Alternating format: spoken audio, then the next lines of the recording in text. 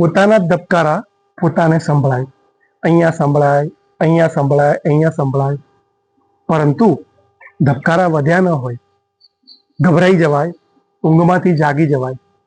આને હૃદયની કોઈ બીમારી સાથે કોઈ જ સીધો સંબંધ નથી, એટલે આનાથી ડરવાની જરૂર નથી. તો ઈલાજમાં શું કરી શકાય? આપણું ફોકસ હટાવવા માટે થોડા ઊંડા શ્વાસ લો. ઊંડો શ્વાસ લેવાનો અને ઊંડો શ્વાસ કાઢવો પણ એટલો જરૂરી છે. આવું તમે 1 થી 2 મિનિટ કરો, અથવા વાયુ મુદ્રા કરો, અથવા કોઈ સારું ગીત અથવા મ્યુઝિક સાંભળો. ટૂંકમાં તમારું ધ્યાન ત્યાંથી ખસેડી લો, કારણ કે ધબકારા સંભળાય છે, ધબકારા વધતા નથી. બહુ જ લોકો આ તકલીફથી હેરાન થાય છે, બીમાર છે, મનથી ડરે છે.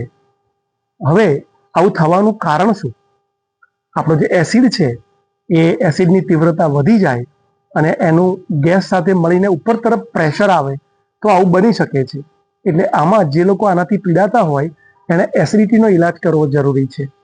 ધાણા, જીરું અને વરિયાળી ત્રણે સરખા ભાગે લઈ અને એનો 1 ચમચી પાવડર રાત્રે 1 ગ્લાસ પાણીમાં ઓગાળી દો. સવારે બરોબર હલાવીને પીવાનો. સવારે ઓગાળી દો, સાંજે બરોબર હલાવીને પીવાનો. એટલે એસિડ અને વાયુ બંને પર કામ કરશે. જેને ડાયાબિટીસ નથી એ લોકો ધાણા, જીરું, વરિયાળી અને એમાં ખડી સાકર પણ ઉમેરી શકે છે. એટલે તમારા વાયુપિત્તનું શમન થશે. પરંતુ આ ઉપર ચડે છે કેમ? કારણ કે શરીર સ્થિર છે, હલનચલન કરતા નથી. તો આ મુદ્રા કરતા કરતા તમે દિવસમાં જ્યારે સમય મળે ત્યારે, બિલકુલ નથી સમય તો જમ્યા પછી તરત આ જ મુદ્રામાં ધીમે ધીમે 20 મિનિટ આંટા મારો. પગમાં તકલીફ છે તો ઊભા ઊભા મુદ્રા કરો અને પછી જુઓ તમારા જ ધબકારા તમને જે સંભળાય છે, વધારે પડતાને ડરો છો, એમાંથી બહાર આવી જશો. હૃદય ચાલુ જ રહેશે. સ્વસ્થ રહો, મસ્ત રહો.